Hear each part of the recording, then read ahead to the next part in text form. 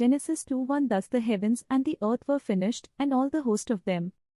Genesis 2:2 And on the seventh day God ended his work which he had made, and he rested on the seventh day from all his work which he had made. Genesis 2:3 And God blessed the seventh day and sanctified it, because that in it he had rested from all his work which God created and made. Genesis 2:4 These are the generations of the heavens and of the earth when they were created, in the day that the Lord God made the earth and the heavens. Genesis 2:5 And every plant of the field before it was in the earth, and every herb of the field before it grew, for the Lord God had not caused it to rain upon the earth, and there was not a man to till the ground.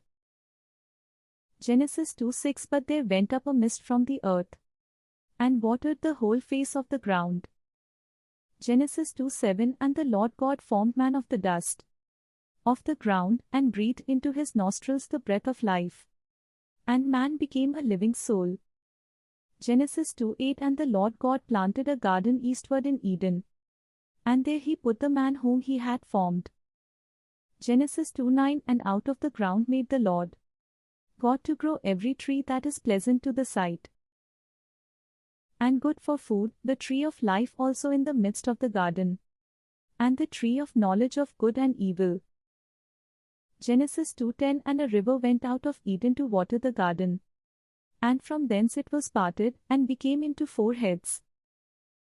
Genesis 2:11 The name of the first is Pison, that is it which compasseth the whole land of Havilah, where there is gold.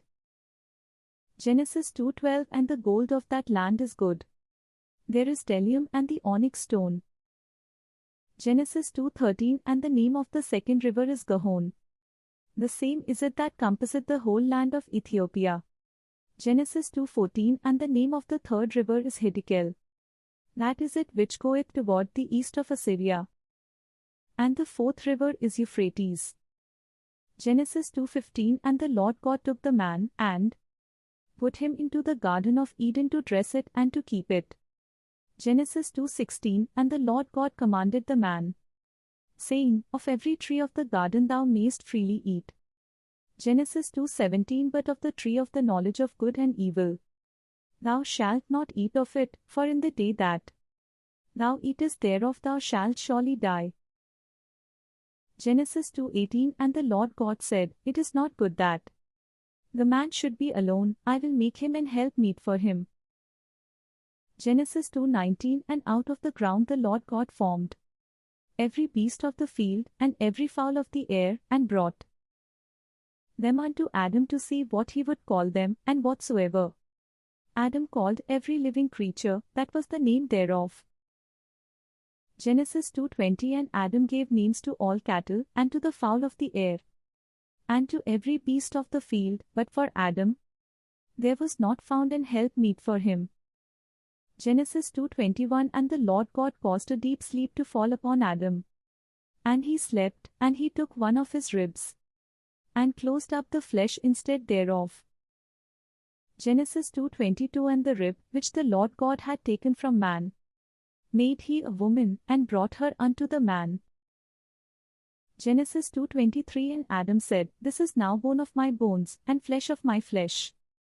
She shall be called woman, because she was taken out of man. Genesis 2:24 Therefore shall a man leave his father and his mother, and shall cleave unto his wife, and they shall be one flesh. Genesis 2:25 And they were both naked, the man and his wife, and were not ashamed.